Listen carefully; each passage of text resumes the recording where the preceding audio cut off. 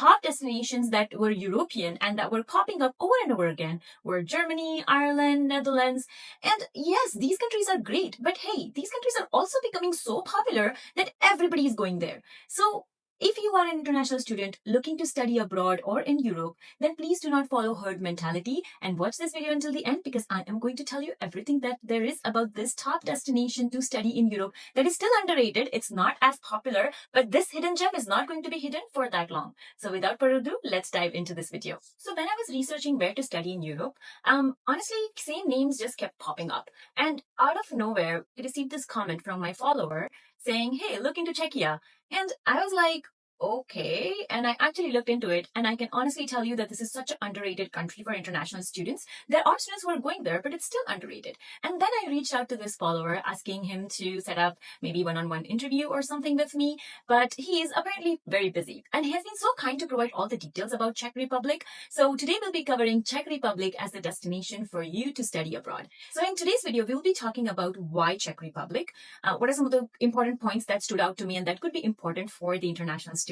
We'll be also talking about what you can study there, what are the future prospects of settling there, also how to apply, and some scholarship options. So without further ado, let's dive into this. So first, why Czechia? So Czech Republic is a Central European country. It is a part of Schengen countries. So it means like it comes under European Union. It is surrounded by Germany, Austria, and Poland. So, it's quite central when it comes to visiting other countries. Besides this, for international students especially, it is not only affordable, but also it is one of the safest countries in Europe. It has only 2% unemployment rate, which in my opinion, is very low. That's in today's time. So its lower cost of living combined with its safety makes it a great destination for international students. So talking about studies, let's just cover what can you study there. Now, see, students from all over the world go there. So I think most of the international population is either from Africa, because they have pretty good scholarships for African students. But now they're also coming up with a lot of Indian students as well as other related countries, for example, Nepal, Bangladesh, and Pakistan. So this is to say that there is a wide international student population who feels safe over there.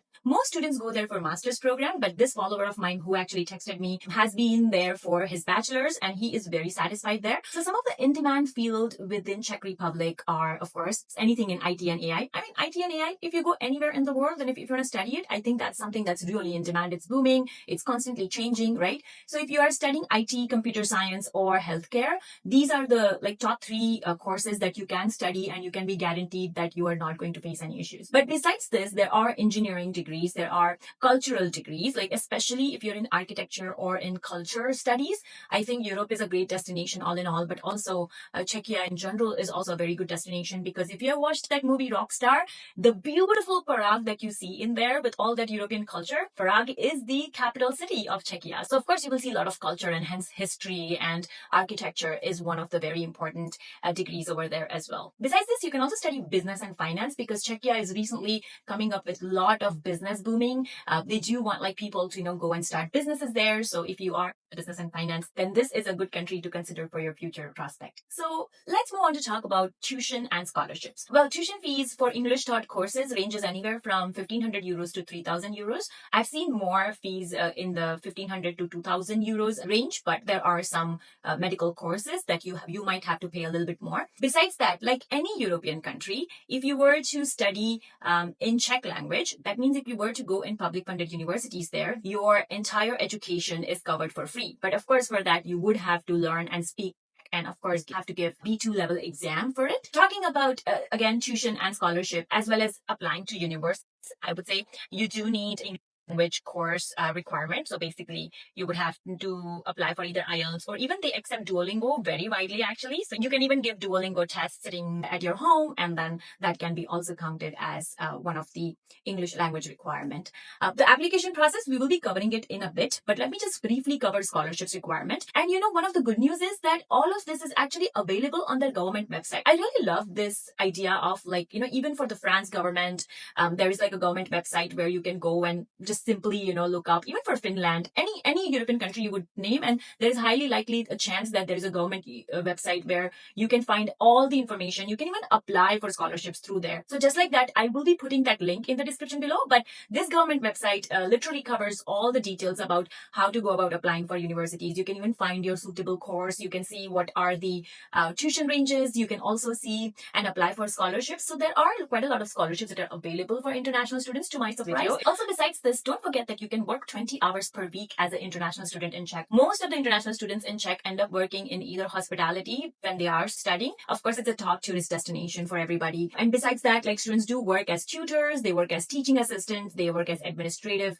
assistant, and like other office jobs. So there is literally a lot of jobs that are available, and you can work up to 20 hours per week when you are studying. So now let's find out how to apply to universities. I'm just going to very briefly cover up what you need to do, because there are several different steps and it took me a while to kind of figure it out, right? So let's just cover it very quickly. So the first thing that you need to do is, of course, find the right college. Again, here is the website where you will be finding the right college for your program. There are over 1,000 English taught programs across all fields. Then you will be preparing your documents. You will need proof of previous education, a valid passport. Sometimes you do need a motivation letter as well. And of course, if you don't know how to write a motivation letter, let me know in the comments below, and then I'll be happy to provide you with like general guidelines. Now let's talk about the cost of living in Czechia.